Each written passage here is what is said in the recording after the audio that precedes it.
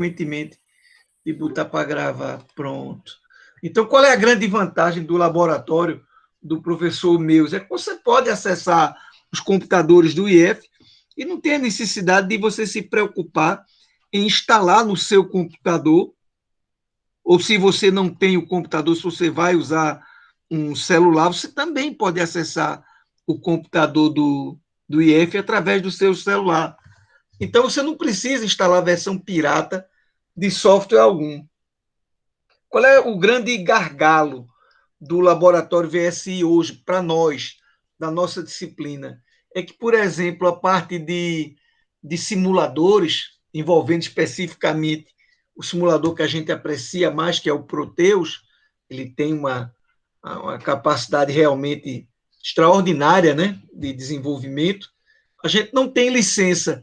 Então, o que a gente tem lá no computador do IF, você faz o projeto, mas você não salva. Você pode fazer, se você quiser mostrar para alguém que fez, você vai ter que capturar a tela, botar um programinha que fica filmando a sua tela, né? Existem softwares que fazem isso, né? E para poder fazer, porque você não tem realmente a licença. É um software relativamente caro, mas apesar de ser caro, o IF, eu acho que, em princípio, teria condição, sim, de comprar a licença do Proteus, mas o professor Domingos Bezerra, que é quem está à frente disso daí, tem encontrado muita resistência por parte da direção, da parte que é responsável, digamos assim, pela compra desse material, né? E eu tenho conversado bastante com o professor Domingos e ele tem me relatado, infelizmente, toda uma história de fracasso, no sentido de comprar. Já estivemos bem próximos, mas a pessoa que deveria assinar um determinado documento não foi trabalhar e não assinou, e perdeu-se a oportunidade de adquirir o software, né? Infelizmente. Então, se você quiser usar os computadores do laboratório do IF, você deve instalar no seu computador esse OpenVPN. Se você usa celular, você deve procurar o OpenVPN, né, lá no. Ah, meu Deus, não sei o que lá, Play, né? Google Play. Você procura lá, baixa o aplicativo e faz a instalação, né? Só que é importante que vocês preencham um formulário que eu coloquei aí na nossa sala de aula. Eu acho que, inclusive, eu devo ter mandado link para vocês fazerem a inscrição. Não sei se vocês fizeram. Aquela inscrição, quando vocês fazem, o professor retorna para vocês um arquivo, um certificado que você precisa para poder acessar os computadores lá do IF. Sem esse certificado, você simplesmente não consegue. Vocês podem tirar algumas dúvidas nesse pequeno manual de instalação e configuração. Está aqui disponibilizado também o link. Você pode ler aqui o manual e fazer uso. Deixa eu fazer o seguinte, deixa eu mostrar pegar a visão do estudante, porque senão eu vou julgar pelo que eu vejo, e o que eu vejo não é igual ao que vocês veem. Existe uma colocação aqui que é o plano de aula, né? Eu acho muito importante que o aluno veja o que é que está sendo planejado para a nossa disciplina, né? Então, o conteúdo programático está descrito aqui do lado, né? A gente pretende fazer uma introdução aos sistemas microcontrolados, depois falar um pouquinho sobre a arquitetura de microcontroladores. Eu vou precisar muito trabalhar em linguagem C. Eu queria que vocês me dissessem, vocês sabem programar em C?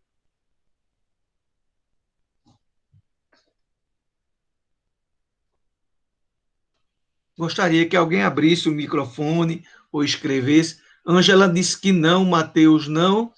Eita. Pronto, só faltou a outra pessoa. Somos três, né? Tem três. Ângela, faltou a Daniele responder. Daniele também não. Aí que a gente vai ter que ter um bocado de aula de C. Mas não tem importância não. Graças a Deus, nesse semestre temos 18 semanas. Infelizmente, nos semestres anteriores, a gente inicialmente teve somente 7 semanas e no passado chegou até 9 semanas de aula, o que dificultou muito o nosso trabalho, porque o tempo era muito curto e eu tinha que correr atrás das carências, das deficiências que os alunos tinham. Isso dificultou bastante, né? Então, veja, em termos de. Eu não vou ler isso aqui, não, que faz sentido, não, mas vocês podem depois olhar. Em termos de processador, eu resolvi escolher o Arduino. Eu não sei se vocês. Alguém aqui já trabalhou com Arduino? Já usou algum tipo de microcontrolador?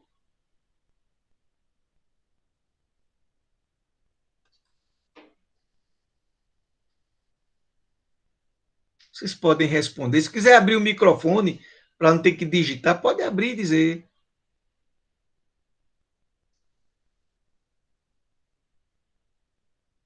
Eu não estou vendo as respostas. Bom, não tem resposta, mas não tem importância. Eu vou supor que nunca usaram em nenhuma outra disciplina. Né? Porque, por exemplo, lá em Caruaru, na minha disciplina de eletrônica, que tem nada a ver com dispositivos programáveis, eu aproveito para mostrar a aplicação do transistor como chave, eu uso microcontroladores. Então, eu dou uma aulinha bem básica para os meninos aprenderem algumas noções. O Arduino é uma plataforma, ele, na verdade, ele não é um microcontrolador, né? Ele é uma plataforma. Ele é uma plataforma realmente bastante, como a gente disse, user-friendly, bastante amigável, né? A pessoa aprende a programar com bastante rapidez, né? Usando o Arduino. Ele não oferece muita dificuldade. Então, eu pretendo utilizar o Arduino. Eu ainda pensei em a gente utilizar o ESP, né? Que é outra plataforma que está chegando aí. Na verdade, já existe há vários anos, mas que tem uma certa força. Né? É muito interessante. Bem, como é que eu entro na aula? Sempre através desse link, que com certeza foi por onde vocês entraram. Né? A presença é obrigatório? Não, claro que não. Aulas síncronas a gente não pode fazer chamada, mas eu posso verificar o comparecimento dos alunos nas salas. Então, por exemplo, eu posso chegar aqui em pessoa, né? Pegar aqui, por exemplo, deixa eu tirar isso daqui, tá? Deixa eu ver aqui. Acho que é essa disciplina aqui. Ok, aplique o filtro. Pronto, tá aqui, ó. Daniele, Ângela, André Luiz, Matheus e Jader, né? Eu posso verificar quando usou. Por exemplo, o Jader nunca entrou. As outras 3 pessoas chegaram a entrar. O André entrou há uns 15 horas atrás, né? Às 15 horas que ele entrou.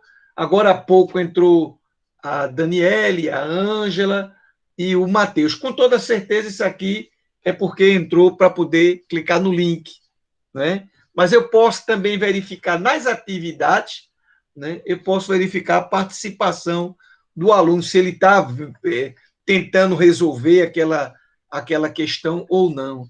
Então, é muito importante para mim. Eu sou uma pessoa que eu tento ser leve, no sentido de que eu não gosto de reprovar as pessoas, mas eu tento observar um rendimento mínimo, né? E um esforço que a pessoa faz. Então, para mim, eu considero muito importante a participação do aluno nas aulas. Eu acho isso muito interessante. Aqui a gente caminha um ao lado do outro. Ninguém é melhor do que ninguém, ninguém tá numa condição superior ao outro. Se o aluno tem uma dúvida, ele pode clicar aqui no fórum de dúvidas e aqui ele pode acrescentar a dúvida que ele quiser. Então, ele pode dizer assim, por exemplo, sobre as provas. Se o aluno tem dúvida sobre as provas, ele escreve aqui e manda enviar ao fórum. Se ele tem dúvida, obviamente, sobre o assunto, isso é o que me interessa mais, que está sendo ministrado, eu acho muito interessante que ele coloque. E à medida em que ele coloca, obviamente, eu vou seguir ali, né? Eu vou acompanhar, eu vou tentar responder a dúvida dele, vou verificar se ele me dá uma tréplica, uma réplica, uma tréplica, e por aí vai.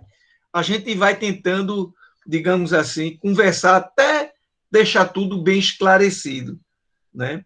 No dia de hoje, dia 13, a gente prevê que a gente aborde os seguintes pontos: a apresentação da disciplina, que é o que eu estou fazendo, a apresentação do professor, eu já me apresentei, né? As regras de convivência são essas que eu estou tentando citar para vocês. Nesta disciplina, por exemplo, eu não sou muito chegado a fazer prova, exercício formal. Olha, dia tal vai ter um exercício.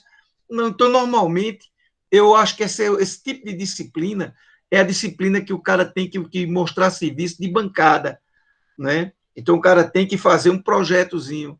Oh, eu quero que você faça um projeto, um controlador de semáforo, um projeto para poder ler uma atenção e exibir numa tela, e etc, etc.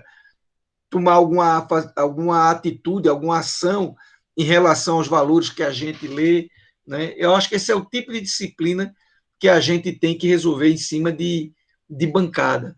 Então, não tem, por exemplo, nas outras disciplinas, eu faço assim: quando eu boto lista de exercício, eu digo, olha, a lista vale 4, peso 4, e a prova vale peso 6. Aqui não vai ter lista, aqui só tem o projeto. Então, o projeto, ele vale 10, tá certo? É dessa forma. Os exercícios escolares já estão marcados, que correspondem à apresentação dos projetos. Então, então alguém quer falar? Jader, teu microfone está aberto. Você quer falar? Não, não, não. Foi sem querer. Não, zero bronca, bicho. Então, por exemplo, dia 15 de julho, tá aqui, prova da primeira unidade. Eita, professor, vai ter prova quanto esquisito, quanto tempo? Meu filho, como o pessoal costuma dizer, né? Ease your soul, né? Alivie sua alma. No dia 15, em princípio, vocês têm que fazer uma apresentação do projeto que eu ainda vou solicitar para vocês. Pode ser essa data mude mais para frente, mais para trás. Pode. É importante que todos apresentem, né? É importante. E cada pessoa apresente. Então, todo o conteúdo programático, ele já está aqui, né? Sobre a bibliografia, você vai encontrar um canto, eu não lembro se eu botei antes ou depois, deixa eu olhar aqui, repositório de aulas, é engraçado, eu não me lembrei de colocar a bibliografia nesse rapaz aqui, mas existe a bibliografia. Como a gente vai trabalhar em cima de Arduino, eu vou usar aqueles livros bem simples do Simon Monk, por exemplo, que tem 4 livros dele, que são Programação com Arduino, começando com Sketch, Programação com Arduino, livro 2, Projetos com Arduino e Android, de repente, se alguém tiver interesse em desenvolver alguma coisa envolvendo Android, a gente pode trabalhar com ele. Mas, em princípio, só aqueles 2 primeiros.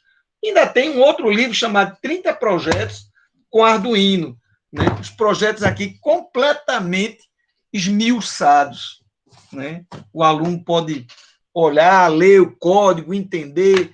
Se o cara lê o código e não conseguir entender muito bem, me pergunta, né? Então, falta eu colocar aqui na nossa sala a bibliografia que eu esqueci. Existem outros livros que a pessoa pode utilizar? Tem. Por exemplo, já que a gente vai abordar a linguagem C, pode pegar qualquer livro de linguagem C, o livro do Herbert Schild, o livro daquele rapaz que eu não estou lembrando agora o nome dele, do Chris Jansa, né? Aqui na minha frente, eu estou olhando aqui, tem uma pilha de livro, eu acho que dá mais de 10, né? Mas tem necessidade desse livro? Tem não, bicho. Não, a gente pode pegar, assista a minha aula, não procure não faltar a minha aula, e você pode procurar na internet, eu posso até indicar, à medida em que a gente for caminhando, alguns sites interessantes, onde você tem tutoriais de linguagem C, para aqueles que ainda nunca não tiveram a oportunidade de trabalhar com a linguagem C, né? Onde a pessoa vai se deleitar com o que tem aí. como você está vendo, aí aqui começa o assunto propriamente dito, tá vendo? Introdução aos sistemas microcontrolados, né? Sempre ao término da aula, eu coloco aqui um link, onde tem material da aula, você clica e o slide que eu usei do PowerPoint vai estar aí, né? E a aula que a gente está gravando, por exemplo, aqui, vai estar aqui embaixo. Então, por exemplo, se você chegou atrasado, não sabe exatamente o que eu falei no começo da aula, ou se você não pôde assistir a aula, você pode não ter conseguido assistir a aula, sabe? Deus que motivo. Você clica aqui e assiste a aula, né? Mas é importante que você assista essa aula. Aí aqui está, no dia 20, no dia 27, papapá, papapá, até setembro. Está tudo programado, né? Então você diz, e o dia 2 de setembro? É a apresentação do que corresponde ao segundo exercício escolar. É outro projeto. Você vai chegar lá e vai apresentar. Essas sessões aqui embaixo, eu coloco algum material que a pessoa pode usar para se conduzir, para se encontrar, né? Então, por exemplo, aqui, ó, sempre começa pelo começo, óbvio, né? Então, aqui na disciplina de dispositivos programáveis, eu digo qual é o objetivo, a metodologia, a avaliação. Aqui, ó, isso aqui, por exemplo, eu tenho que mudar, porque, por exemplo, isso aqui eu copiei do programa que o IF distribui para a disciplina. Para mim não será assim. Não vai ter prova peso 4, peso 6, não. É projeto. Um projeto para a primeira unidade, um projeto para a segunda, né? Se o cara sabe fazer, ele faz, né? Muito bem. Aqui, por exemplo, você tem aqui um vídeo muito interessante chamado A Era Moderna do Computador. Eu vou pedir licença a vocês para abrir esse vídeo, para que juntos nós possamos assistir ao vídeo. Só que para sair o som, eu tenho que apresentar como janela, se não me falha a memória, né? Porque parece que se eu clicar aqui, aí vocês não veem direito. Veja só, vou disparar. Vocês me digam se estão escutando ou não quando começar. Escutaram? Está sem áudio, não. Sem áudio. Não, né? Sem áudio, né? Pois é o velho problema desse camarada. Eu tenho que botar em janela. Deixa eu tirar aqui a apresentação e pedir para apresentar em janela, porque aí o áudio vem. Negócio estranho, mas bom. Deixa chegar aqui a apresentação. Ok. Né? Vamos ver se vocês escutam agora. Espera um minutinho. Deu para escutar?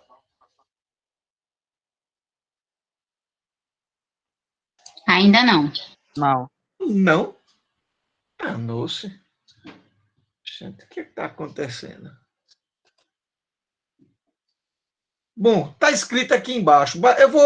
Eu vou fazer o seguinte: ignorem o áudio dele, né? E eu vou falar sobre o que ele está falando aí para a gente entender, né? Isso é uma reportagem, né?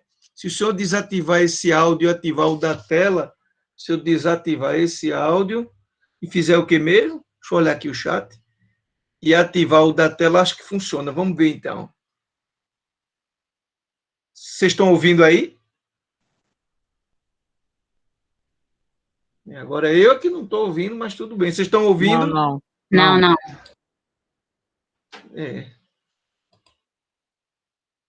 Deixa eu ver uma coisa aqui. Não.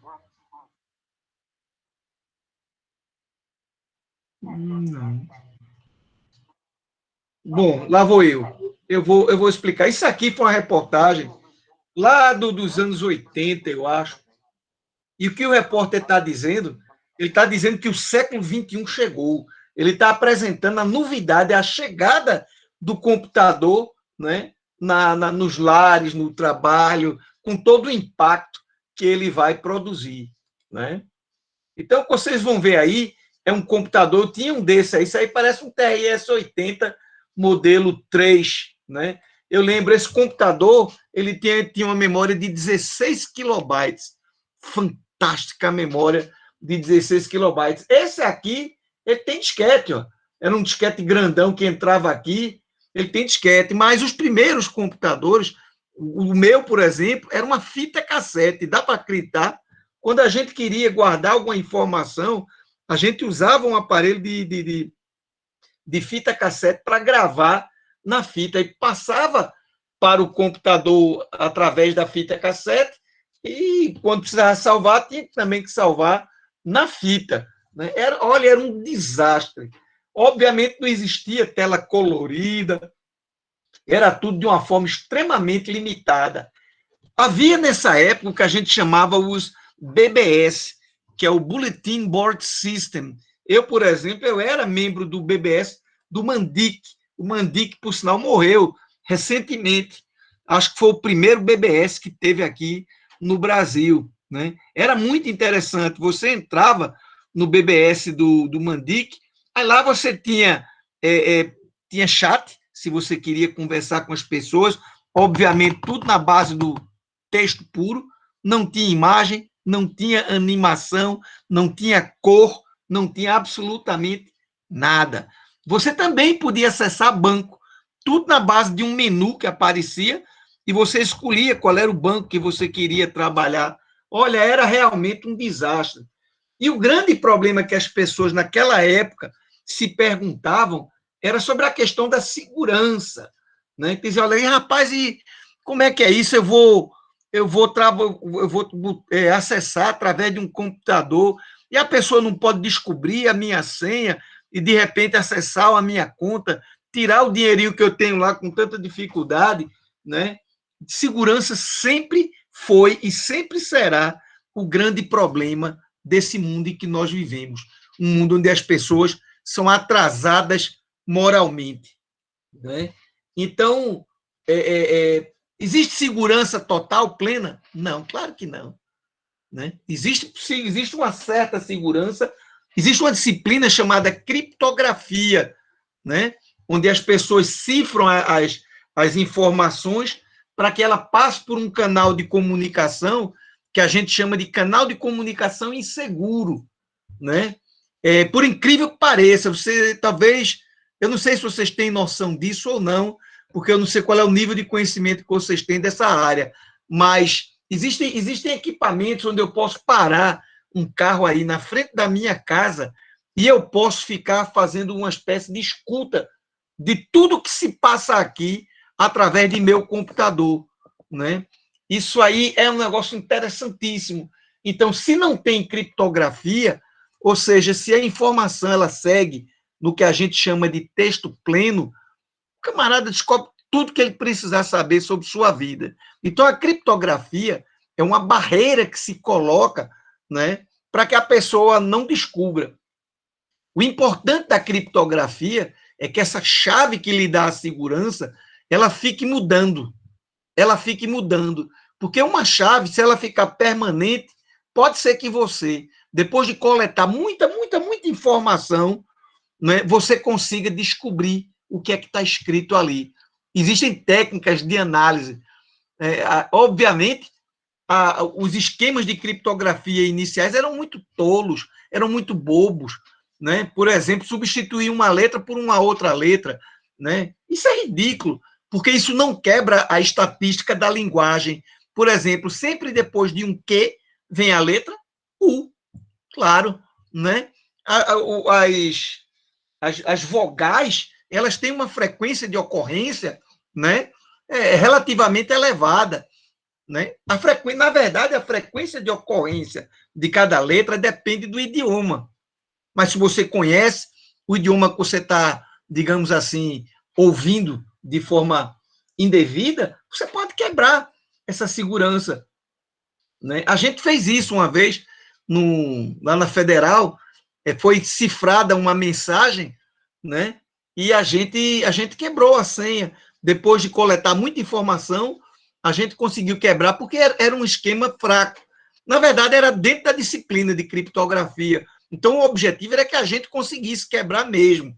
Né? Mas para mostrar para a gente como era essa técnica. Então, ele está mostrando aí pessoas, a introdução dos cartões magnetizados, o problema da segurança do cartão. Aí ele dá um exemplo bem simples, ele vai fazer aí, onde ele liga para o computador do banco para tentar, por exemplo, pegar um dado e o computador pede a ele que digite a senha. Né? Ele tem 3 tentativas, na terceira diz, olha, que é o que ele está fazendo até aí, tá vendo? Ele vai tentar 3 vezes, aí diz, olha, a senha não confere, acabou-se.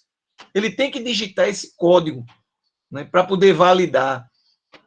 Obviamente, esse pessoal que está aí trabalhava com o que havia de ponta em termos de tecnologia. Mas isso, para o que a gente já sabe hoje em dia, isso é uma brincadeira de menino. Né? Isso aí não tem a menor graça. Se voltassem os bancos com esse esquema de criptografia que eles usam aí, com essa técnica aí, muito provavelmente a gente quebrava isso com certa rapidez. Né? Olha, está vendo o telefone dizendo código incorreto, aí ele tem uma segunda tentativa.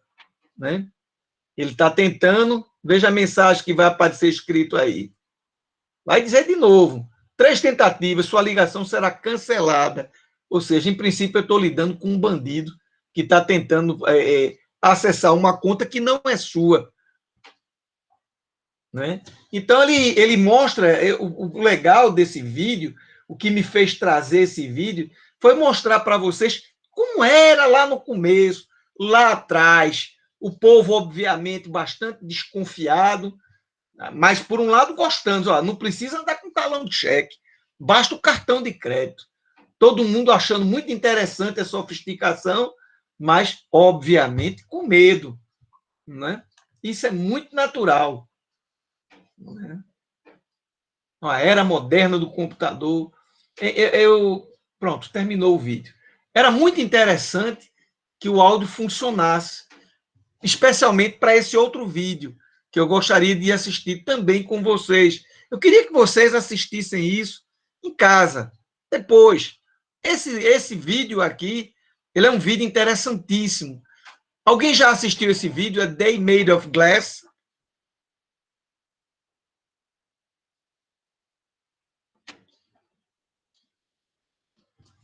Nada. Só tem 3 pessoas, né? 4, né? Quantas são? Ângela, Daniele, Jade e Matheus. Se nenhum dos 4 responde, fica difícil. Bom, esse vídeo ele vai se aproximar mais do nosso momento. Bem mais. Esse primeiro aqui, digamos, é na Idade das Cavernas. Nesse segundo vídeo, a They Made of Glass, ele vai mostrar algo que a gente vai dizer assim, não, mas isso não é possível. Não é possível hoje. Não é possível agora. Mas você não acha que alguém vai perder tempo fazendo um vídeo apontando para um negócio que não será possível? Será sim. Eu lembro quando eu era criança, que eu ainda tenho essa revista, tá ali na minha estante. Eu comprei quando era menino, pequenininho, criança. Guardei até hoje. Tio Patinhas ligando para Donald. E Donald escondido. Só que tio Patinhas estava na TV. E quem atendia tio Patinhas eram os 3, os inseparáveis, o Guinho, Zezinho e Luizinho. Acho que era esse o nome dos 3 patinhos. Né? E aí tio Patinhas, com muita raiva, perguntava por Donald, e Donald escondido atrás do sofá. Se eu não me engano, tinha um gato que ficava apontando assim, botando o dedo assim, apontando, dizendo, não, ele é aqui, o safado tá aqui. E eu lembro que quando eu li, eu ri, achei graça, coisa de menino, chamava-se na época o videofone. Não existia isso, não. As pessoas diziam, não, isso não é possível. A gente sabe hoje em dia, sim, que é possível, sim. Hoje em dia você tem as smart TVs, os celulares de vocês, né, é praticamente uma TV, onde eu ligo para você, eu lhe vejo, eu converso, né, de uma forma assim extraordinária. Então, o que esse vídeo vai mostrar é algo parecido. Provavelmente vai ficar sem áudio também, né? Infelizmente.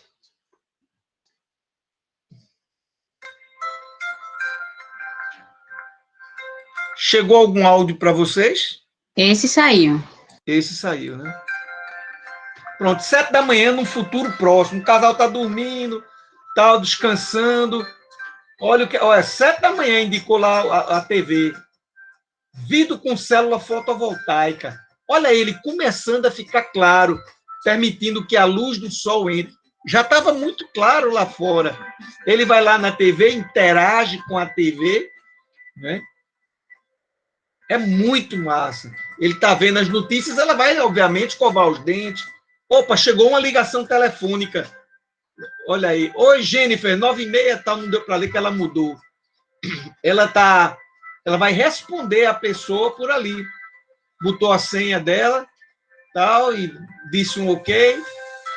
No vidro, onde ela está lavando o rosto. Olha a geladeira, presta bem atenção depois nessa geladeira. Ele está assistindo lá o jornal, o forno, o fogão, definiu a temperatura, ele, forno de indução, né? Vai preparar a comida. Beleza, as crianças estão chegando. Olha para a porta da geladeira. GIF animado. Ela pode escolher a ferramenta de desenho, faz uma brincadeira. O outro tem vídeo, os outros dois. São 4, 2 fixos e 2 com vídeo. Chegou uma ligação telefônica. É da mãe dele. Atendeu. Olha que coisa legal que ele vai fazer agora. Ele vai colocar na mesa. Na mesa tem um sensor, puxou a imagem, levou para as netas. Elas estão lá conversando com a avó. A mãe chegou, como sempre, mal fala com a sogra, pegou uma fruta, o carro já reconheceu ela, automaticamente estabeleceu a temperatura que ela quer, que ela programa para ter. Ela já no computador de bordo, já estabeleceu para onde quer ir. Ela vai definir a temperatura agora, vai mexer na temperatura. Ela não quer a padrão, ela quer mais frio. Então, mais frio escurece, né? O vidro escurece automaticamente. E olha durante o caminho como são os reclames. Alta definição, tudo digital. Ela vai parar na 4ª Avenida. Olha que interessante. Essa moça é coreana. Ó. Ela não fala inglês, então ela escolheu o idioma dela, perguntou o percurso, já transferiu para o celular dela, já não está mais perdida. O rapaz está um pouco atrasado, a reunião vai começar com ele na rua. As outras pessoas, isso a gente já faz hoje em dia. Isso é uma empresa que trabalha com moda. Chegou a estilista, ela vai mostrar o que é que ela fez durante a noite. Que beleza. Olha, ela está mostrando para as várias modelos a roupa, tirou o conjunto de arquivo, passou para o rapaz, ele pode olhar e, obviamente, quando ele toca, começa a ter uma animação. Que beleza. Então, são superfícies de vidro de trabalho.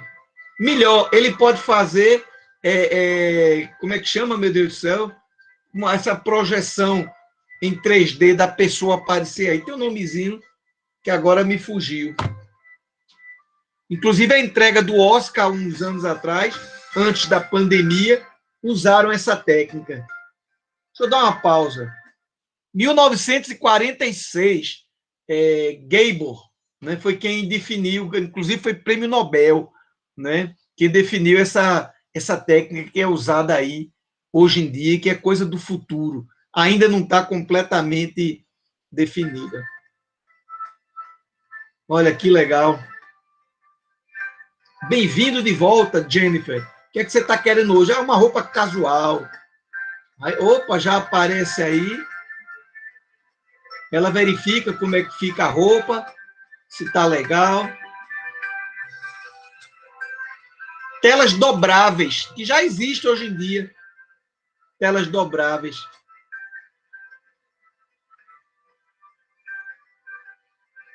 Olha que massa. Afinal de contas, ninguém é de ferro, né? Então, ela agora vai para a casa dela com uma pipoquinha, e assistir um filme com a família dela. Mais do que justo, justíssimo. Olha para a TV, é 3D. Muito legal. Para que carregar um livro pesado? O livro já está aqui, ó. Ele dá um toque.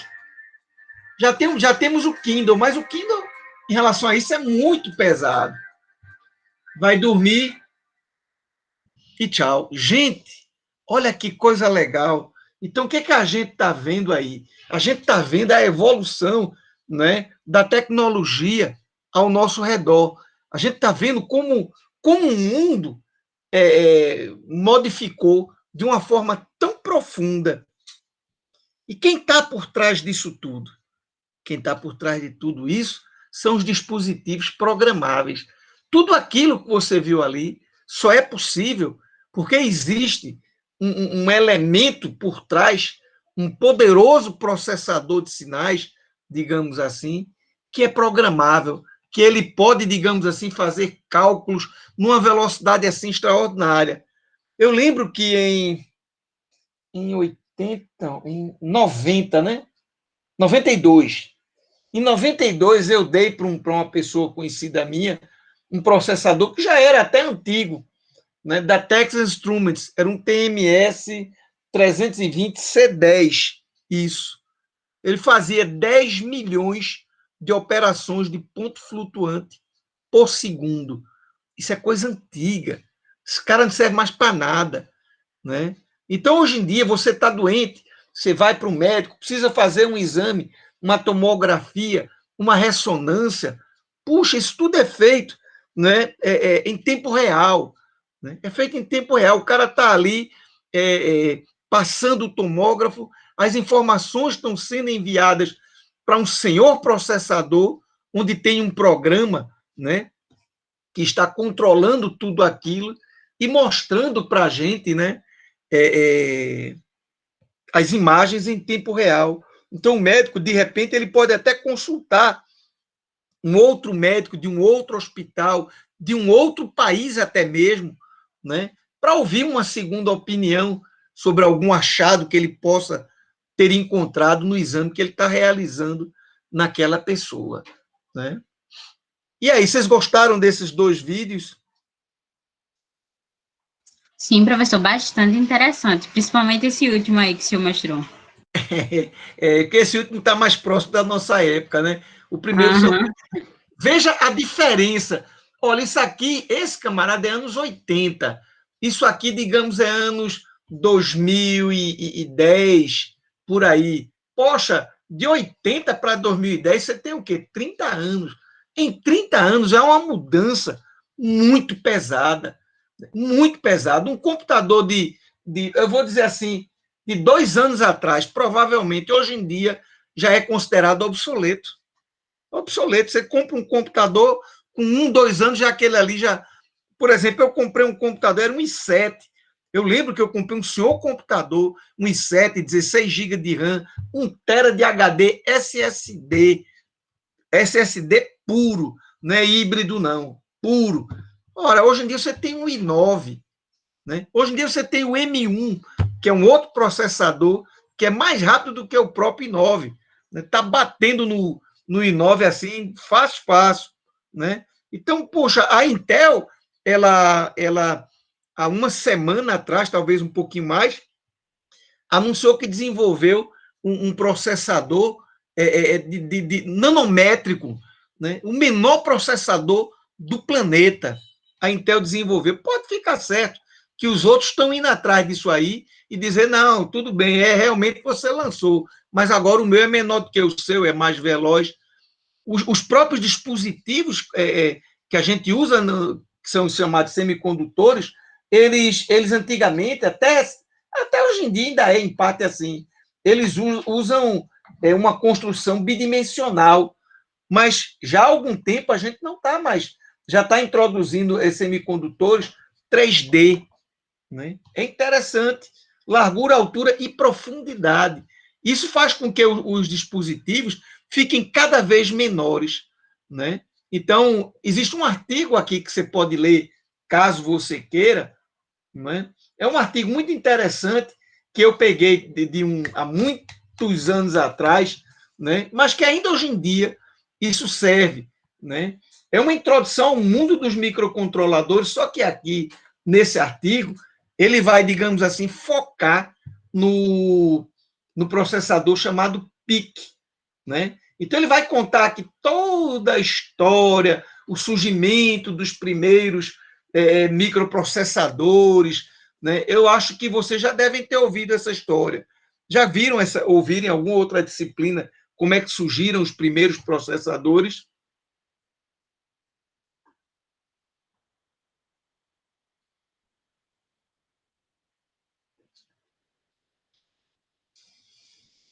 Ok.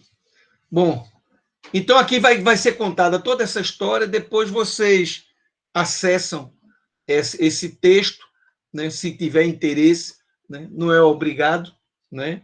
E aqui ele vai mostrando toda como é que a coisa funciona, né? Como é que isso aí foi feito. Só um instantezinho para eu trocar aqui de coisa. Só um minutinho. Deixa eu só olhar aqui. Minutinho.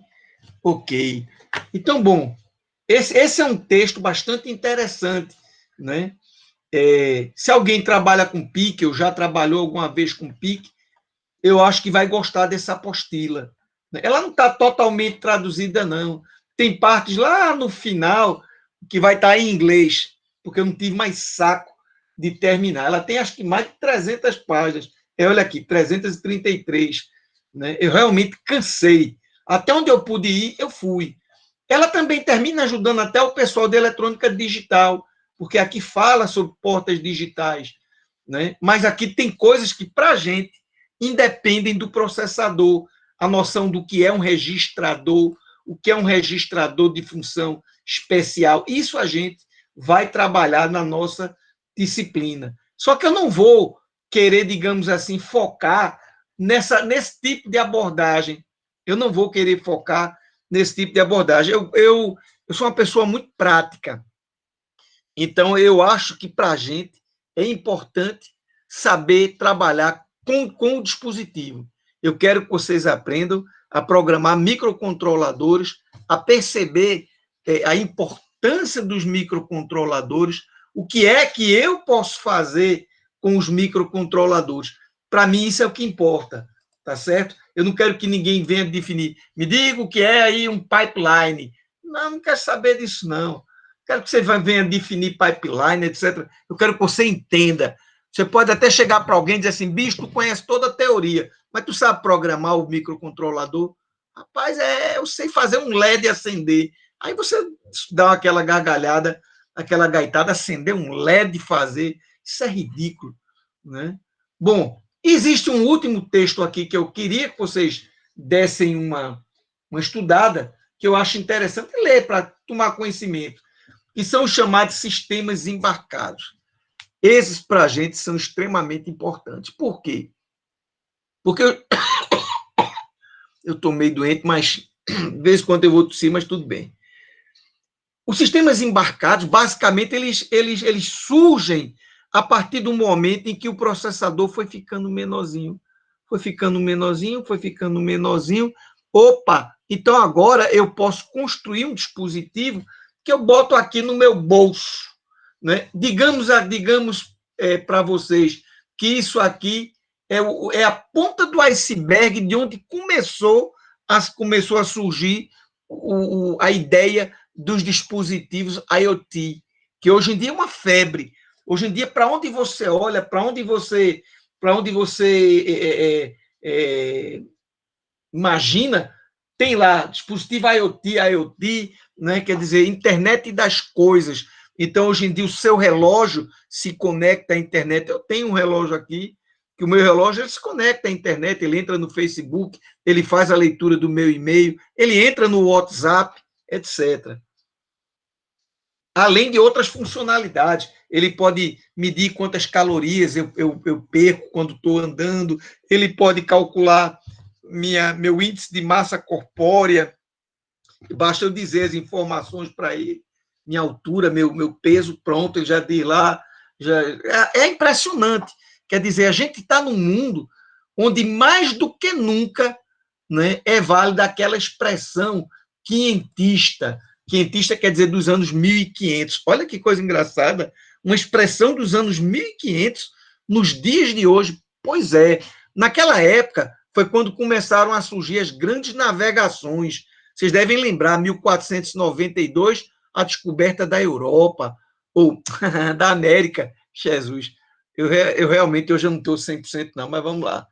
A descoberta da América, 1500, o Brasil, etc. As grandes navegações. Naquela época se dizia assim, viver não é preciso, navegar é preciso. Então, hoje em dia, você pode usar a mesma expressão. Só que o nosso navegar aqui, obviamente, se refere a navegar nas ondas da internet.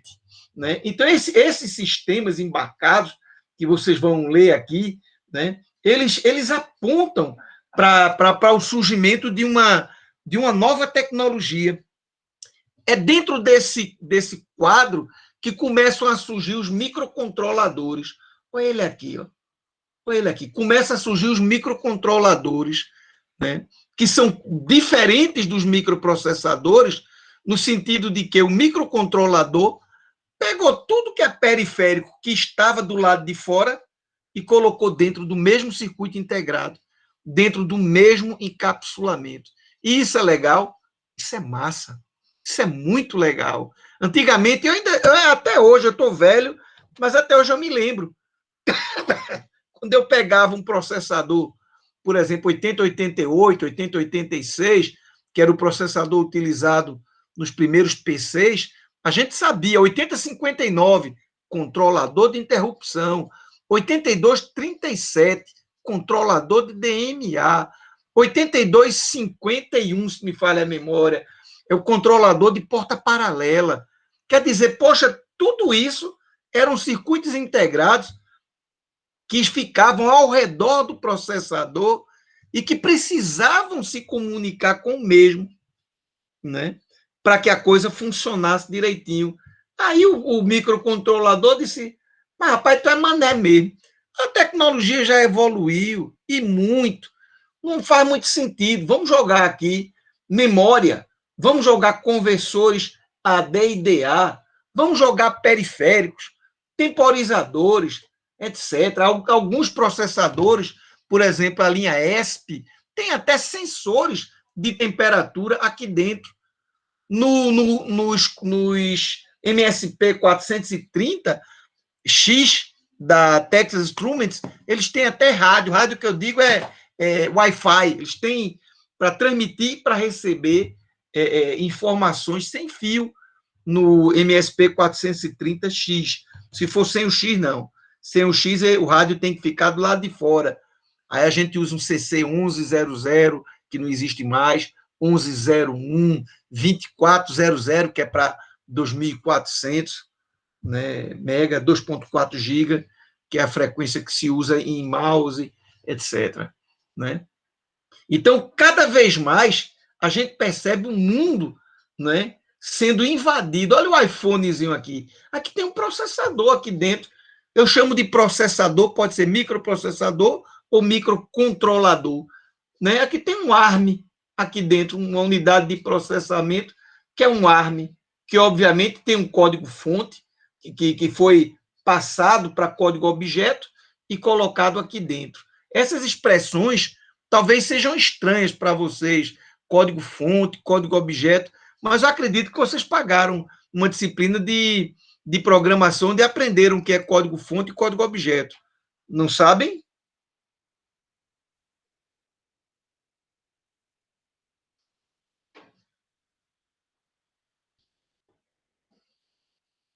Por que a dificuldade em dizer sim ou não? Ou escrever S ou N na tela? O que é que está pegando? Por que a gente não consegue se comunicar?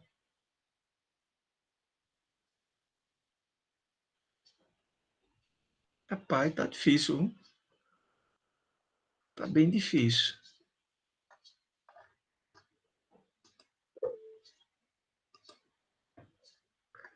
Eu tô com a impressão de que vocês não estão assistindo a aula. Será que é isso? Será que eu estou falando para as paredes? Eu vou pedir uma coisa para vocês. Eu estou aqui. Tá? Quem falou eu estou aqui? Ângela. É porque às vezes Ângela. fica difícil liberar o áudio aqui. É. Daniele, tá aí, Daniele? Eu tô aqui também. Matheus Jader, né? Falou. Matheus respondeu escrito. Daniele, tá aí? Ah, não, né? Ok. Bom, vocês sabem ou não sabem a diferença? Sabe o que é código objeto, o que é código fonte, o que é código fonte? Sabe que o código fonte é ele escrito numa linguagem que eu, Arquimedes, ser humano, consigo ler. E código objeto é o código numa linguagem de zeros e um, numa linguagem binária, que eu não compreendo, mas que o processador compreende. Né? O código objeto ele é colocado dentro do microcontrolador. Então, nesse texto que vocês estão vendo aí, que eu gostaria muito que vocês lessem, vocês vão encontrar aí bastante informação sobre os sistemas embarcados. Né? Então, por exemplo, uma área extremamente interessante, né, e que eu acho que deve ser do interesse de vocês, vocês são alunos do curso de eletrônica. Então, se vocês são alunos do curso de eletrônica, significa que vocês, quando terminarem o curso, provavelmente vão procurar trabalhar com eletrônica. E um setor que vem usando eletrônica de forma muito pesada é o setor automobilístico. Né? Então, hoje em dia, quando você olha para um carro, você tem uma quantidade assim enorme, né, de dispositivos programáveis. Você tem a central do carro, onde tem um determinado processador que se comunica, por exemplo, com a parte do freio, que se comunica com o hidráulico, que se comunica com o motor, né? Que se comunica com diversos sensores, sensor de chuva, tem a roda fônica também no carro. Acho que você não sabe o que é isso, não, porque isso é da área de mecânica. Né?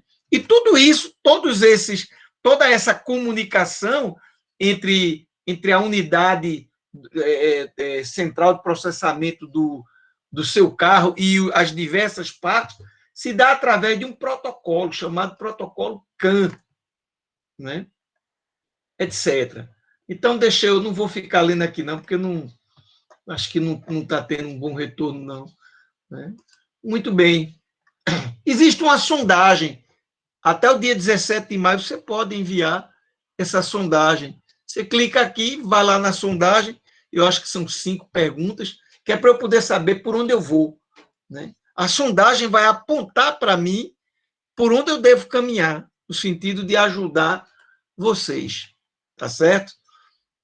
Muito bem. Aí uma outra parte que você pode ler seria o item 2, continuando.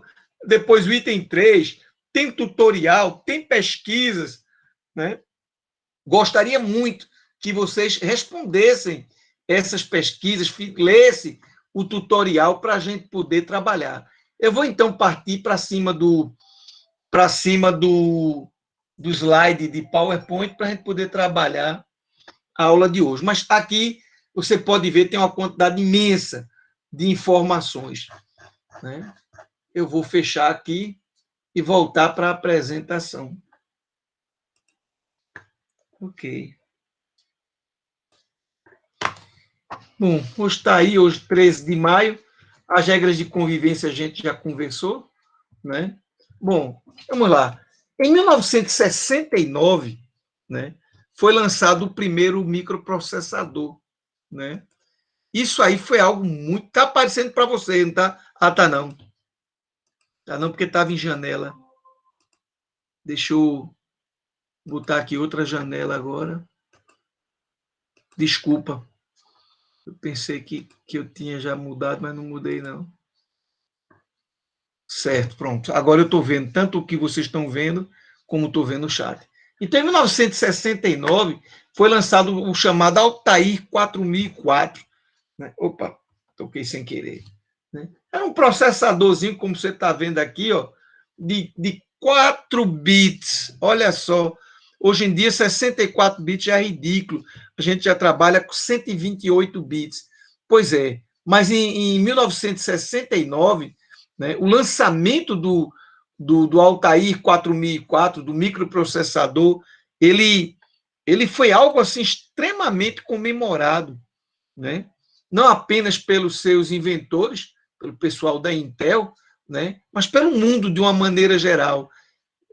A gente pode dizer que o ano de 1969 ele marca, né? Ele marca uma mudança radical na sociedade. É ali que vai começar a ser construída uma outra sociedade, essa sociedade que a gente chama da sociedade da informação, né? Começa aí em 1969 com o lançamento do 4004, né? Então, em termos de microprocessadores, existem uns pontos que não são muito legais.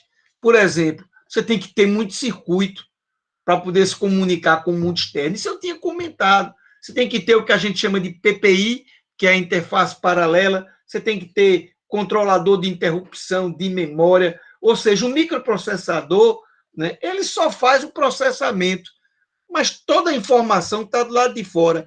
O próprio programa que diz como ele deve funcionar ficava do lado de fora, numa memória não volátil, né, chamada memória ROM.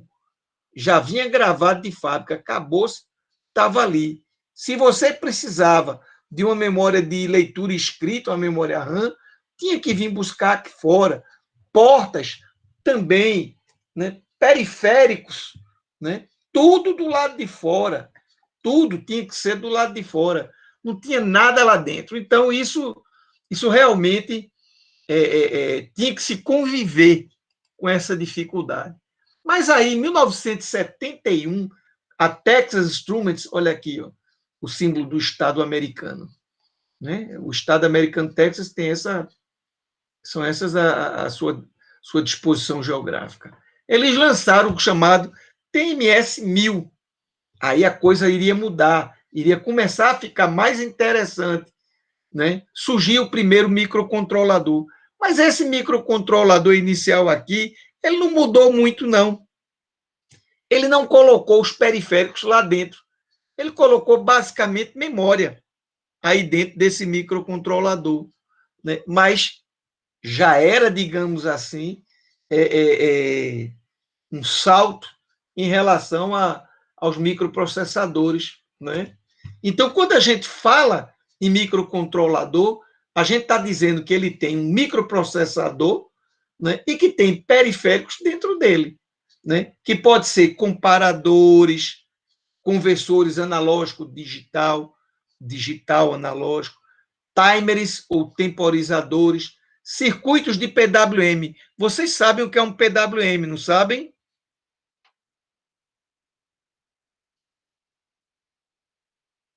S ou N, se você fizer isso, já me ajuda. Eu não tô lembrado, não. É alguma coisa de modulação por pulso, não é isso? Se eu não estiver enganada. Você está certa. Chama-se Pulse Width Modulation, modulação por largura de pulso. Um sinal PWM, basicamente, ele tem essa característica aqui, ó.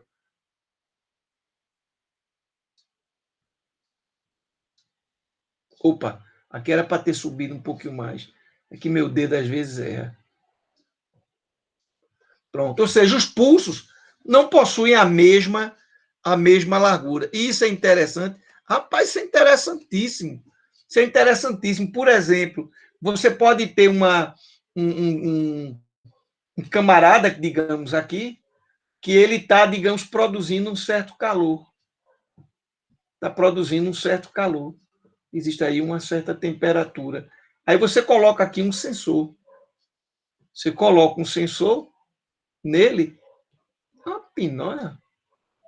Você coloca um sensor e aí você diz assim, olha, se a temperatura for maior do que X graus Celsius, ligue a ventoinha, que vai estar, por exemplo, montada aqui debaixo, um ventilador, um sistema de ventilação para poder resfriar ele.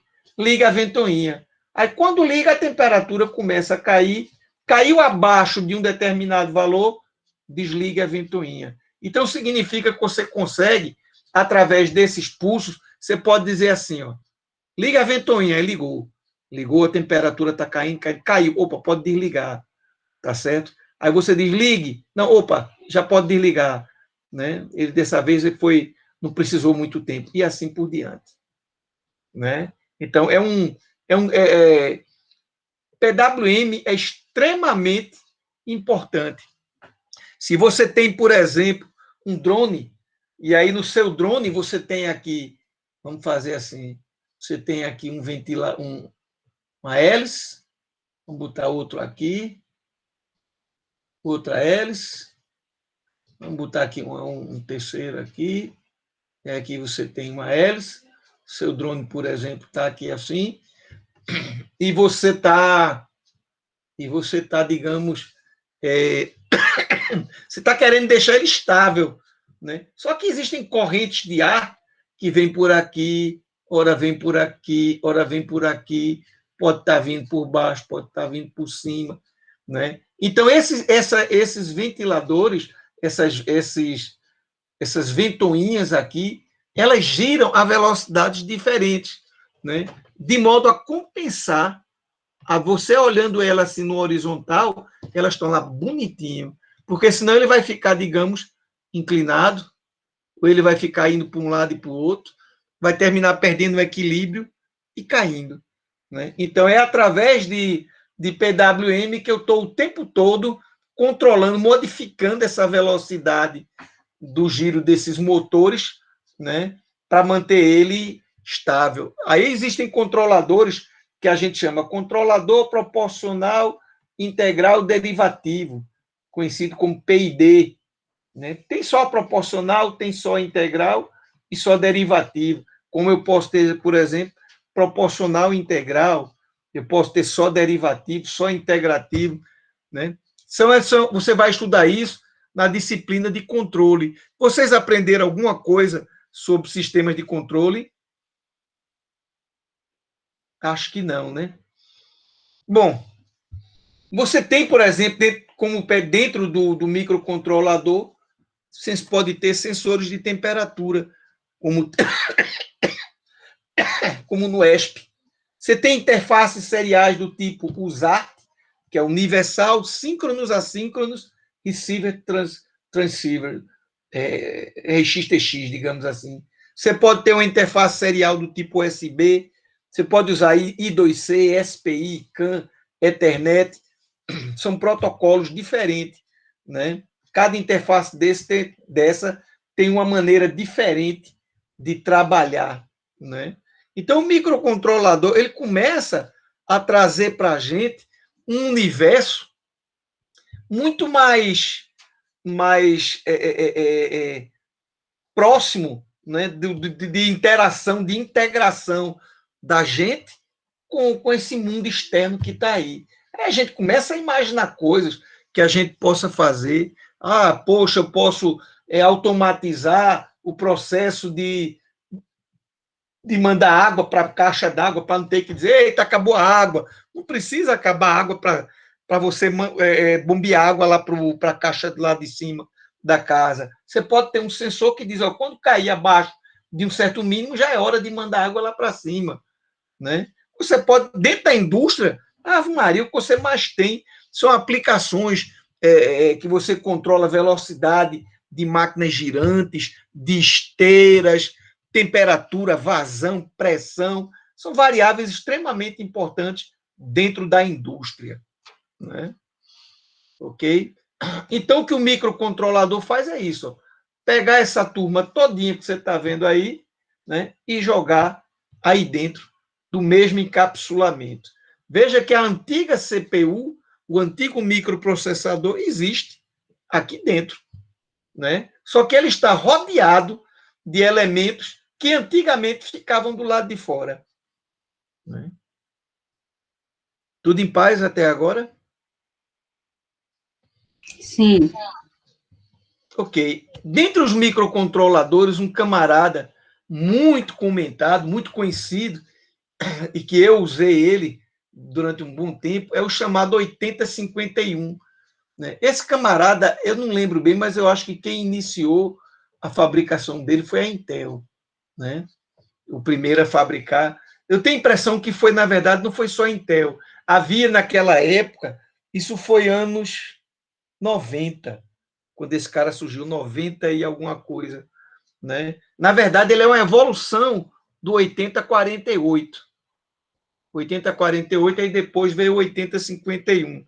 Quando você olha para o 8050, ele é um excelente microcontrolador. Ele tem 3 temporizadores. Você pode utilizar, por exemplo, para fazer contagem de tempo assim. O cara passa num determinado sensor, você dispara um. Aí passa no outro sensor, manda desfazer. Pronto. Então eu sei que levou tanto tempo para ele percorrer do sensor inicial para o final, que estão a uma certa distância conhecida. Portanto, eu sei a velocidade com que o cara está passando por aquele trecho. Então, eu posso estimar a velocidade, eu posso usar para posicionamento, né? Eu posso usar como contador de tempo mesmo, base de tempo. Tuc, tuc, tuc, tuc. A cada 1 segundo, eu dou-lhe um pulso. Né? E isso é importante para mim? É claro que é. Onde eu precisar contar tempo com precisão, eu preciso ter um relógio, né? Um sistema de relógio. Então, eu tenho aqui dentro dele, ó, um controle de interrupções, inclusive com possibilidade de interrupções vinda do mundo externo. Vocês sabem o que o que significa uma interrupção para um microcontrolador?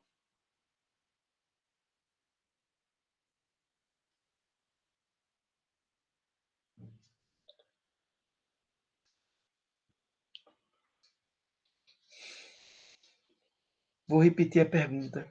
Vocês sabem o que significa, o que é uma interrupção para um microcontrolador? Vocês têm noção do que é interrupção? Eu posso passar adiante entendendo que você sabe o que é uma interrupção. Eu não estou perguntando usar a interrupção, como é que se programa, não. Eu estou perguntando se você entende o significado de uma interrupção dentro de um sistema programável. Professor, seria algo de não deixar em loop aquele sistema? Não. Então, não sei.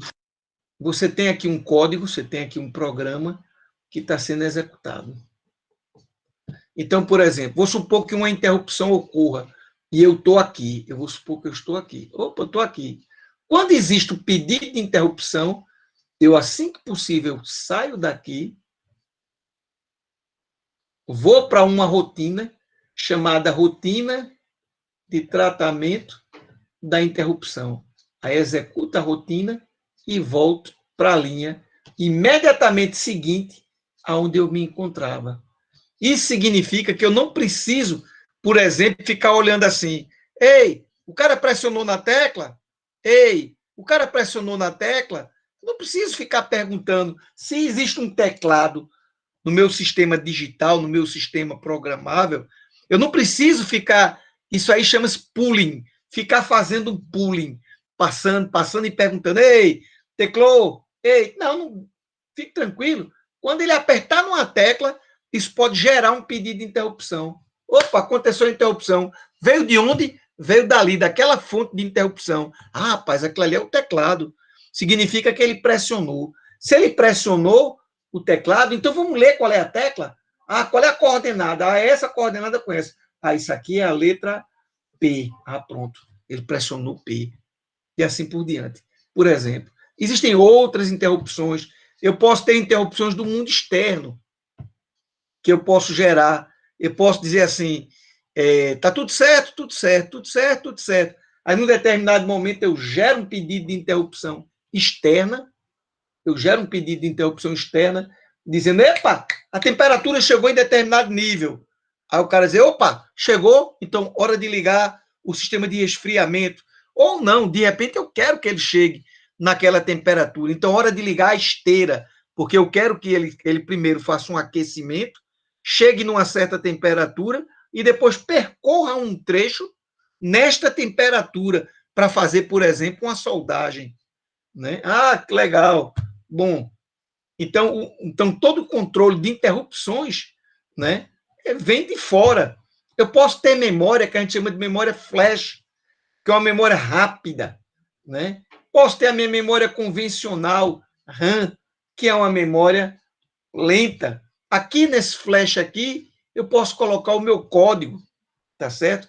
A minha unidade de processamento de sinais está aqui, mas ela precisa de um oscilador. É verdade, no 8051 precisa. Hoje em dia, esse oscilador está dentro do próprio camarada, não fica do lado de fora. No 8051 é do lado de fora que você põe o cristal. Esse cara aqui, você põe do lado de fora. Você põe lá o seu cristal e 2 capacitores de bypass, sei lá, de 33 picofarad, qualquer coisa por aí. E o elemento mais importante do microcontrolador está aqui. São as chamadas portas.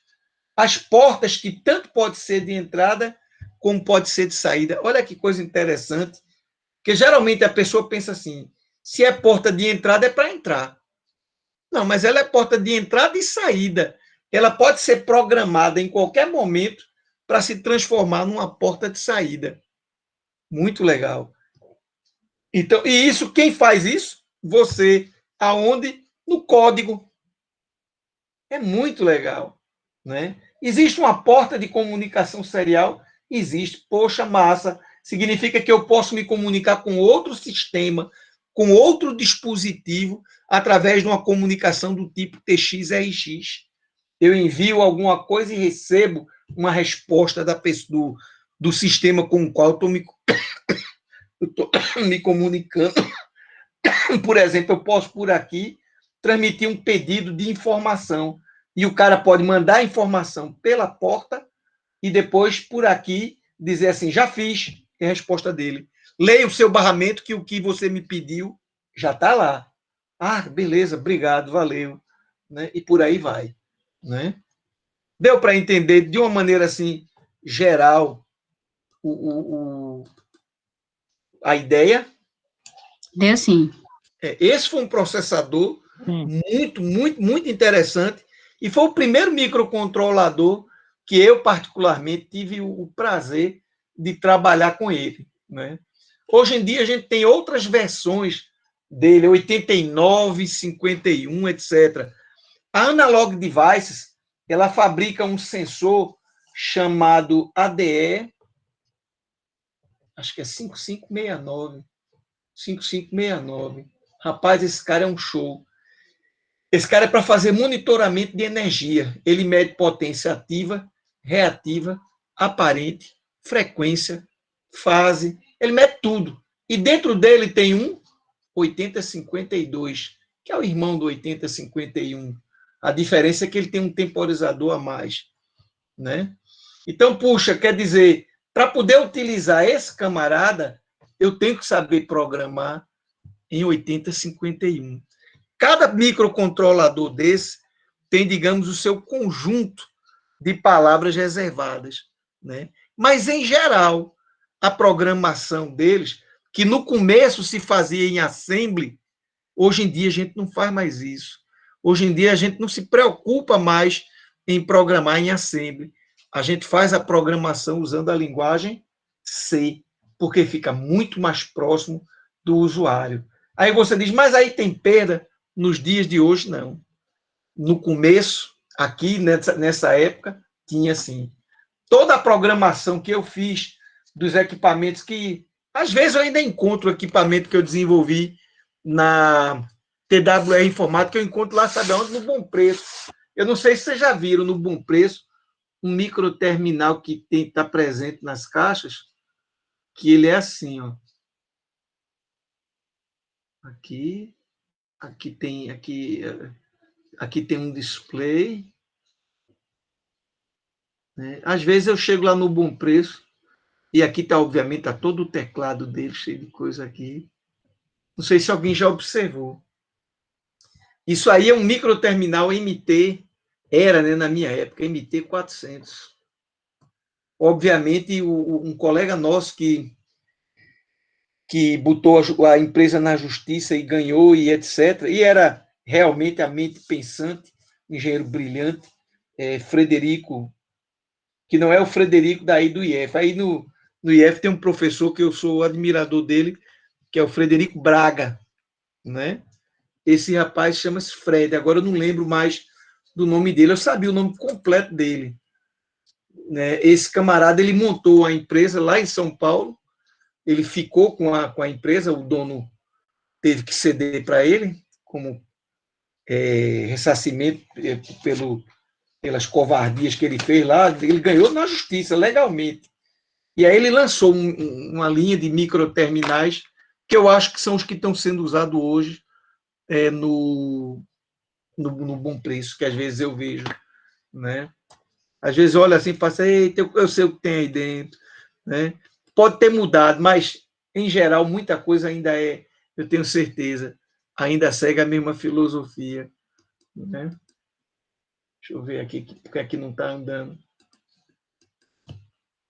Aqui no teclado, né? O PIC foi um outro processador que foi utilizado até recentemente, ainda hoje em dia se usa bastante, né?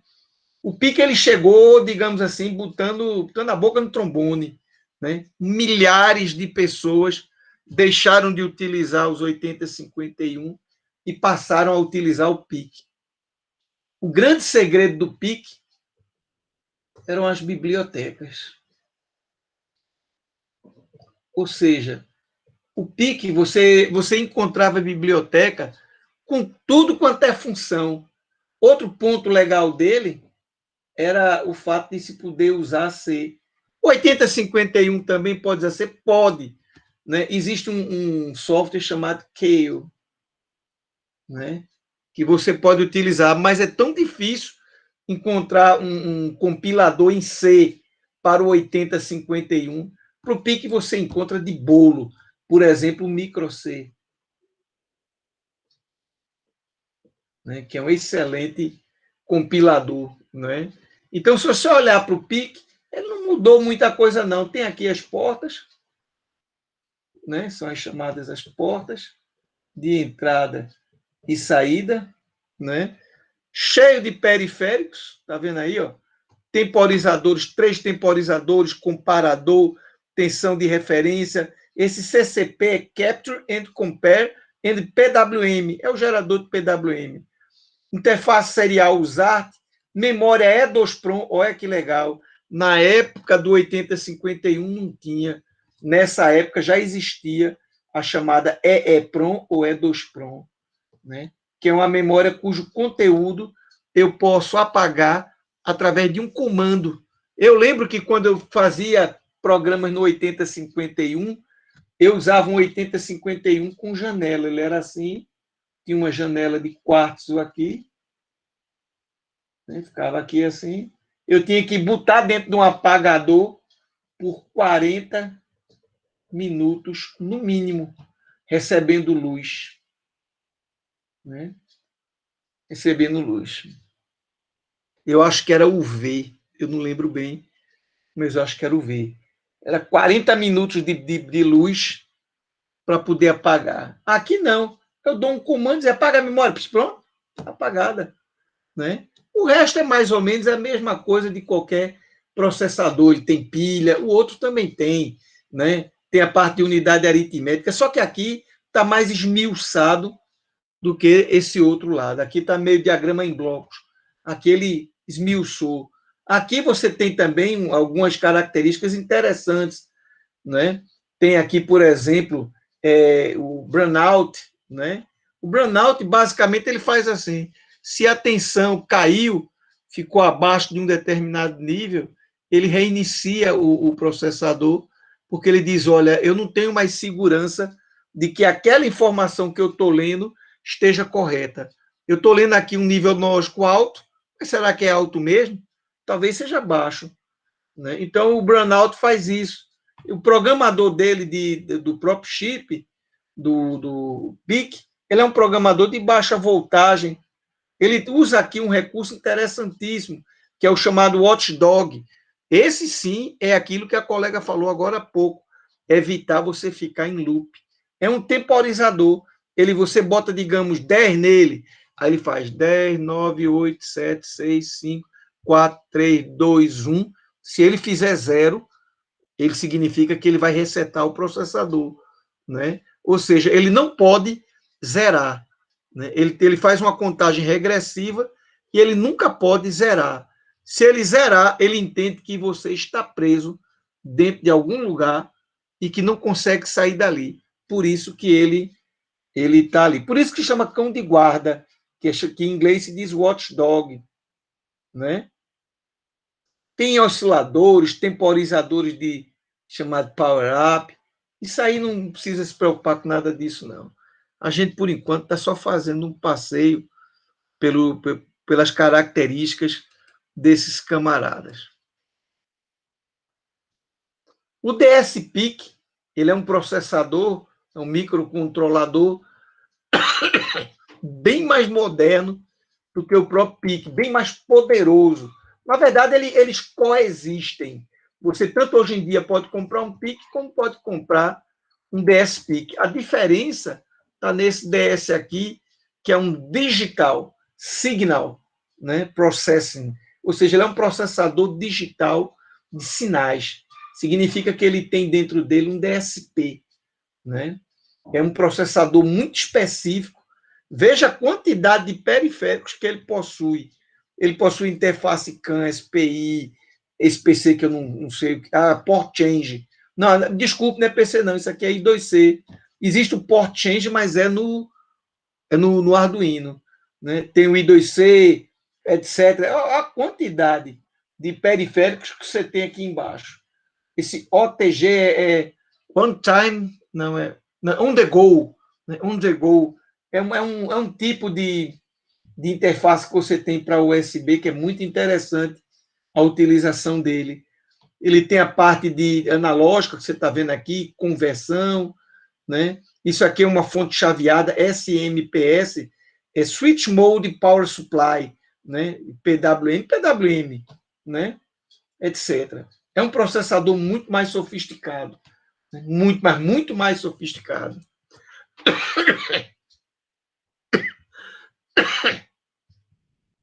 Existe um outro processador, eu estou mostrando tudo quanto é processador dos dias atuais, dos antigos e os atuais.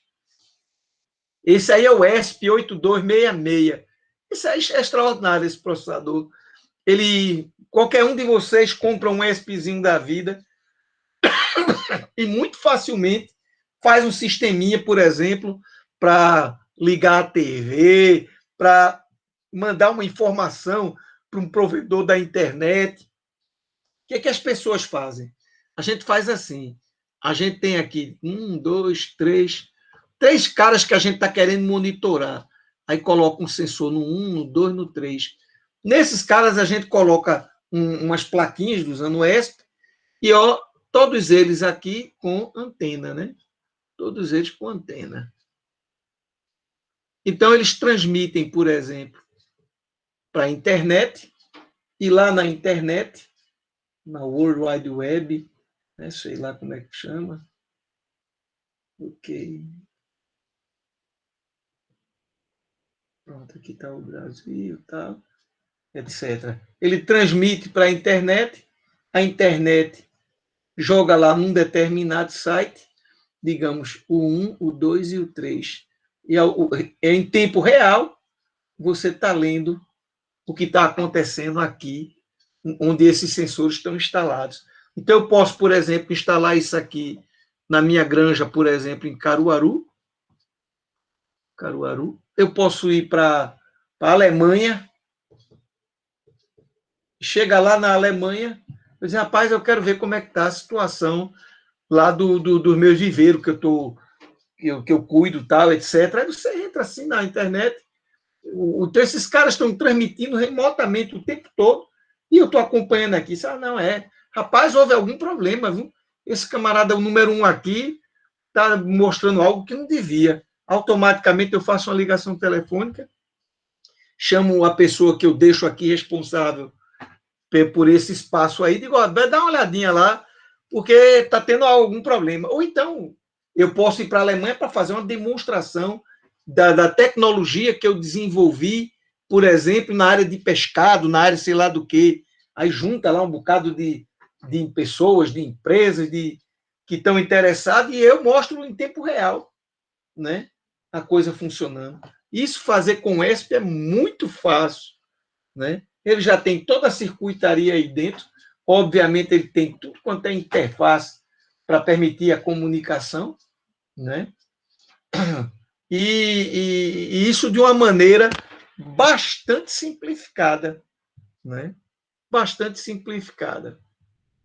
Então, eu posso usar dispositivos programáveis, que é o nome da nossa disciplina, na área de automação, na área de telecomunicações, em serviços bancários, como vocês viram, ou pelo menos tentou se mostrar para vocês, através do primeiro vídeo. Na área de medicina se usa muito. Eu trabalho com um colega, quer dizer, trabalhando, de vez em quando ele troca uma ideia, o professor Luiz Antônio. Ele trabalha muito com medicina, né, e desenvolvimento de soluções para a área de medicina, aquisição de imagem, tratamento de câncer, tal, etc. É só o que ele faz na vida, é lidar com dispositivos programáveis. Na área de engenharia, todas elas, mecânica, elétrica, biomédica, aeronáutica, civil, petróleo, robótica, pesca, agronomia, onde você pensar,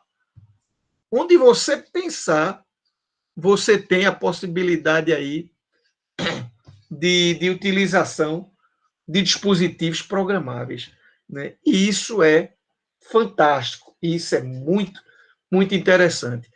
Vocês têm alguma pergunta, alguma colocação para fazer? Tenho não, professor. Tudo certo, professor. Ok. A apresentação está dando para levar? Está sendo boa? Como é que está? Está dando para entender, né? Tá boa, tá bem interessante. Então, bom, na área de diversão, cinema, brinquedo, né, na área de educação, em domótica, projeto Casa Inteligente, Cidade Inteligente, né? Cadê? Faltou escrever aqui, IoT, né? Drone. Inclusive, eu estou com um projeto de drone e de domótica da Casa Inteligente, né? São dois projetos que eu estou conduzindo. Parei um pouco por causa do meu problema de saúde, que eu estou com problema nos 2 pulmões e estou fazendo tratamento, mas eu vou ficar bom.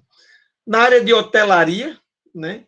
Na área de restaurantes, a gente chega, tem restaurantes já há muitos anos, que você chega, você tem aquele, você vai no shopping Recife, aí você recebe um aparelhozinho que ele sinaliza lá, você pode fazer o seu pedido por ali mesmo, e quando está pronto ele já sinaliza, você já vai lá buscar. Na área de segurança, demais. Instrumentação, eu trabalhei num laboratório de instrumentação científica, né? Não existe instrumentação científica sem dispositivos programáveis, não existe. Não dá para pensar em instrumentação sem pensar qual é o processador que a gente usa. E instrumentação é uma área muito delicada. A eletrônica que a gente usa é chamada de eletrônica fina, né? É uma eletrônica realmente que tem que ser bem... Não dá para dizer assim, por exemplo, eu tinha resistor, acho que ainda tem, deve estar por aqui, que custou quase R$100. Aí você faz R$100 um resistor. Meu velho. Pô, professor, um resistor custa 1 centavo. O teu. O meu não. O meu resistor, ele mostra. Ele tem terminal de ouro. Você olha para o meu resistor, ele tem terminal de ouro. Você pega o seu multímetro para medir, ele é um resistor de 10K. Ele dá 10, 0, 0, 0, 1. Aqui é que aparece alguma coisa, né? É diferente. Quer dizer, eu tenho que trabalhar com precisão, né, dentro da área de instrumentação científica. No projeto que eu estava envolvido, a gente media corrente de femtoampere. Só lembrando, pico, você tem nano, que é 10 a menos 9, pico é 10 a menos 12, femto é 10 a menos 15, e átomo é 10 a menos 18. Né? A gente ficava entre essas duas escalas aqui. Então, para desenvolver um aparelho para medir corrente nessa escala, não dá para dizer quanto achou. Eu fiz os cálculos aqui, deu 2K9. Põe aí 2K7, uma ova. 2K9 é 2K9, porra. Tem que ser preciso, né? Então, tinha os nossos resistores eram em ppm, em partes por milhão, né? A precisão dele era para se lascar. É resistor de... As pessoas só conhecem de 4 e de 5 faixas, mas tem de 6. Tem resistor de 6 faixas, né? Tem resistor com terminal de prata, tem resistor com terminal de ouro, né? E resistor comum, que vocês conhecem, né? Em termos de produtos na área de telecomunicações, vocês são de eletrônica, não é isso?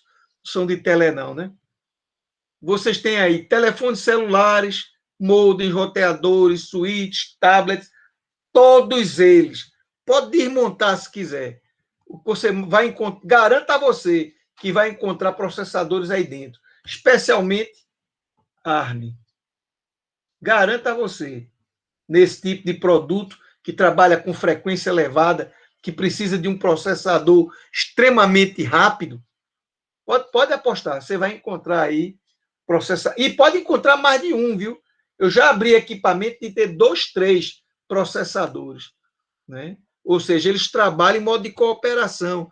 A gente chama de mestre-escravo, né? Tem um processador aqui, tem outro processador aqui, e eles se comunicam entre si. Esse cuida de determinadas funções, esse de outras, e esse de outras,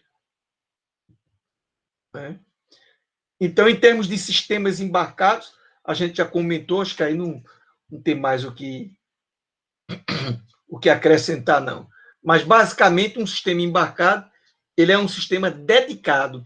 O interessante é que ele é dedicado a uma tarefa. Então, quando você embarca, por exemplo, eu tive um sistema embarcado que eu fiz para fluxometrologia.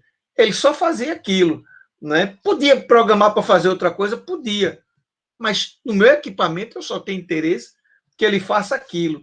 Então, ele é diferente de por exemplo, de um computador. O computador é um programa para fazer uma porrada de coisas diferentes. Então, no caso do sistema embarcado, né, ele é dedicado a uma tarefa e interage com o ambiente, né? Obviamente, ele tem que ter muita coisa para acessar com o meio externo, porque ele vai atuar através de sensores, ele vai acionar atuadores, né? Sem dúvida nenhuma.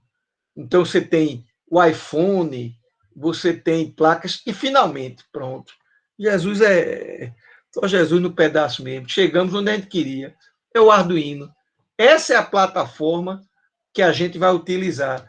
Ele usa um processador de uma empresa que se chamava AVR. Essa empresa foi vendida. Ela não existe mais, né? O AVR ele era fabricado pela Atmel. A Atmel é a empresa, a AVR é a linha de produtos. Tá certo? A Atmel é quem foi vendida, desculpe. Não é o AVR, não. A Atmel foi vendida. Quem comprou foi o pessoal do Pix, se eu não me engano. Eu não estou conseguindo me lembrar agora quem comprou quem. Mas, bom, essa é a plataforma que a gente vai utilizar. Então, o mais simplesinho, um dos mais simples, não o mais simples, não, porque você tem o Arduino Nano, por exemplo, que ele é bem simplesinho. Mas você tem o Arduino Uno, que é muito legal de você trabalhar.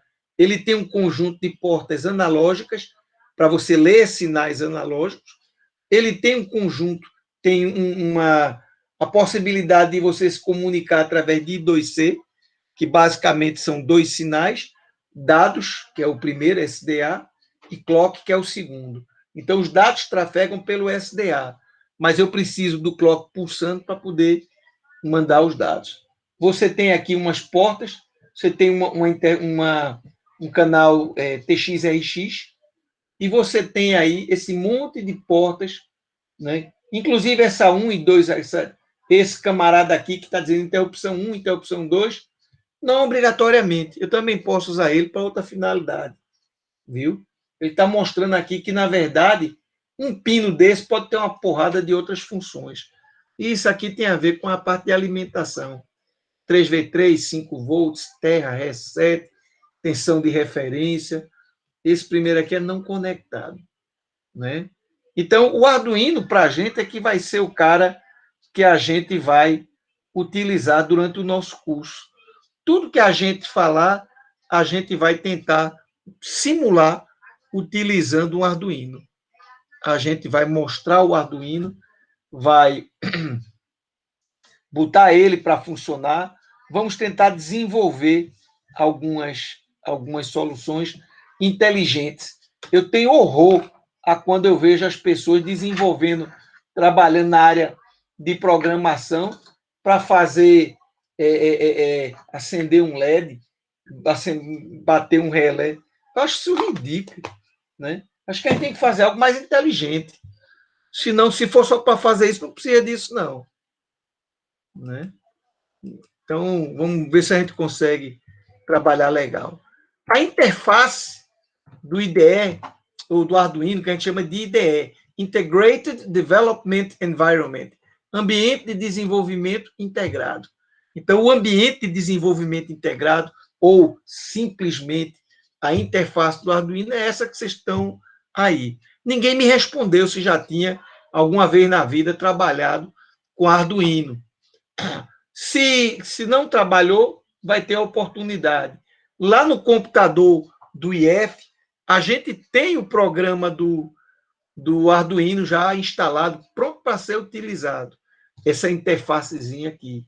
Né? Eu vou pedir a professor Neuze que separe alguns computadores específicos com um Arduino Uno conectado nele, para a gente poder fazer umas brincadeiras lá na hora que estiver usando o computador, gravar. Mas a gente pode também utilizar um site que tem na internet, onde você faz toda a simulação, né, do Arduino, você põe o Arduino, é tudo simulado, né? Porque para usar o Proteus vai ficar complicado. A gente não vai ter um sucesso muito grande, não. Né? Então a gente vai usar uma interfacezinha que tem, um site que tem, que eu vou apresentar para vocês, eu acho que na aula que vem, para a gente utilizar. Essa área que está aqui é a chamada área de programação. Aqui embaixo, tem que você está vendo aqui, ó, é uma área onde são colocadas informações para você, usuário, tá certo? Você tem um menu aqui em cima, né? Você tem alguns atalhos, e aqui você tem o que a gente chama de uma guia, onde tem o nome do que a gente chama de sketch. Sketch é uma palavra inglesa que significa esboço. Né? Aqui, isso aqui é comentário. A gente vai aprender no treinamento que a gente vai fazer de linguagem C. Toda vez que eu faço barra estrela, aí escrevo meio mundo de coisa aqui, e no final eu termino com estrela barra. Isso é um comentário, né, de bloco. Você pode escrever o que você quiser aqui, que não serve nada. Já o comentário com barra barra, como está aqui, isso é um comentário de linha. Ele só comenta essa linha. Então, a gente vai aprender que no Arduino, a programação se divide em duas partes. Configurar e o laço que vai ficar repetindo. É só isso.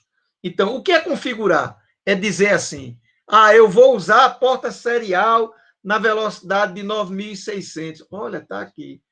A porta número tal vai ser de entrada. A outra porta tal vai ser de saída.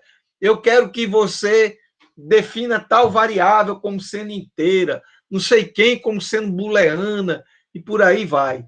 E aqui é o programa em si. Aqui é o programa, tá certo? Que vai trabalhar com isso aí. Tem que entender agora isso aqui? Não, tem que entender nada disso, não. Né? Isso aí vai ficar para a hora devida. Vai chegar o momento dela.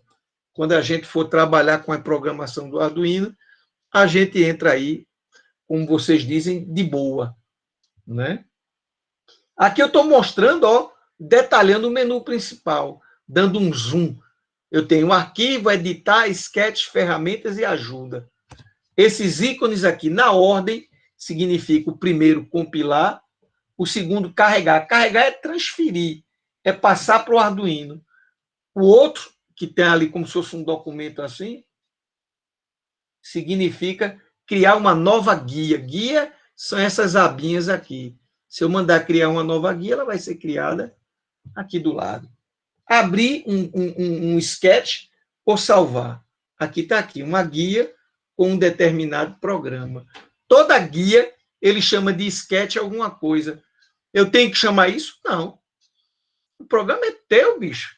Tu chama do que você quiser. Você pode chamar aqui sensor 1, aula 1. Bota o nome que você quiser. É seu. A guia é sua. Né? É você quem vai desenvolver alguma coisa. Né? Isso aí é só mostrando. Mas eu reconheço que isso que eu estou fazendo não tem muita serventia, não. A serventia é quando a gente senta, desculpe pelo que eu vou dizer agora, quando a gente senta a bunda no computador e faz. Tá certo? Então, quando a gente for usar lá, a gente vai seguir esse passo a passo. Vai abrir a interface do Arduino, vai ligar o Arduino na porta USB do computador, vai selecionar o Arduino. Quem é Uno, é Mega, é Nano, você vai selecionar qual a porta em que ele se encontra e vai testar a comunicação para ter certeza de que aquela placa do Arduino está funcionando. Esse passo a passo, né? E veja que esse slide ele vai ficar lá no nosso site, na nossa sala de aula. Você pode, sei lá, se quiser imprimir o PDF para ficar lendo, para rever, ou não precisa, para consultar, né? Aqui eu estou mostrando, ó, onde é que fica a porta, tá vendo? A porta, você clica aqui, ó, ferramentas, aí tem porta com 4, ela está marcada, ó. Eita, significa que eu conectei o meu Arduino na porta com 4. Beleza.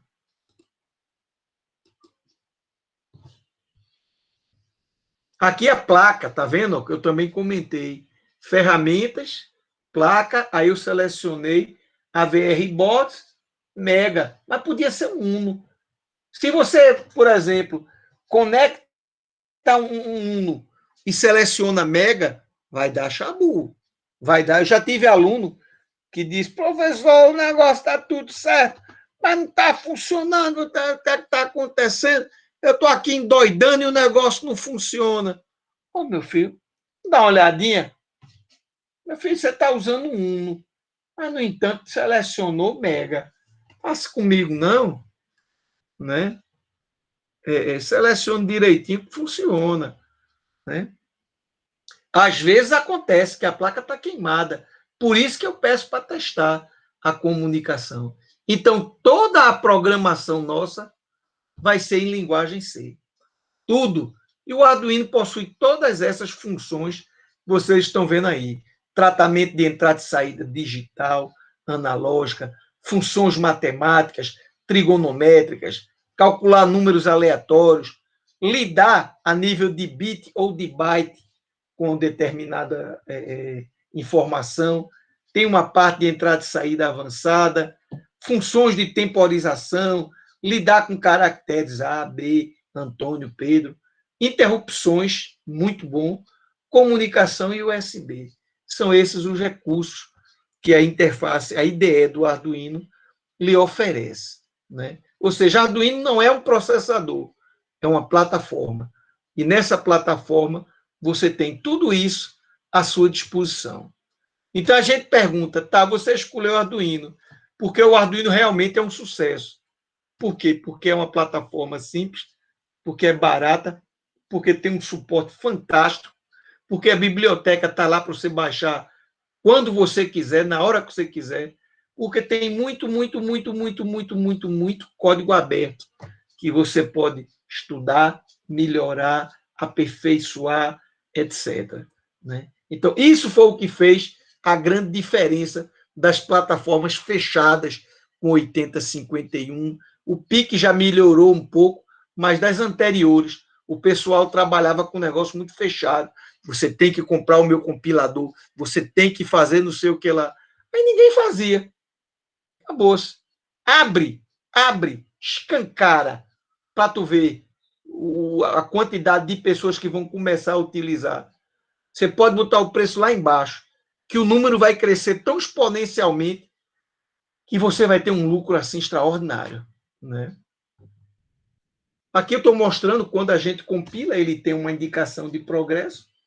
Quando você mandar compilar, ele diz qual é a porta, diz qual é o Arduino que tá configurado.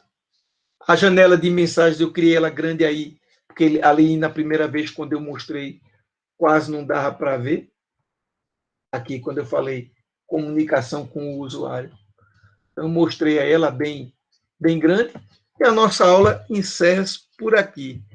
Eu espero que a aula tenha sido proveitosa, eu espero que vocês tenham gostado da aula, né? E a gente se encontra na semana que vem. Por gentileza, eu devo ter enviado para vocês um formulário do professor Meuso Nogueira, que vocês têm que acessar para se cadastrar na plataforma do professor. Sem esse cadastro, a gente não vai conseguir trabalhar. É preciso que vocês se cadastrem para a gente poder trabalhar. Tá? Então, fiquem de olho no e-mail de vocês, que se vocês se cadastraram, o professor Meus deve ter enviado para vocês aí um arquivo para jogar no OVPN. A extensão do arquivo é essa, tá certo? Vocês já receberam, vocês chegaram a se cadastrar? Não, ainda não. Mas vocês viram a minha mensagem pedindo que se cadastrassem? Eu vi. Chegou. Peraí.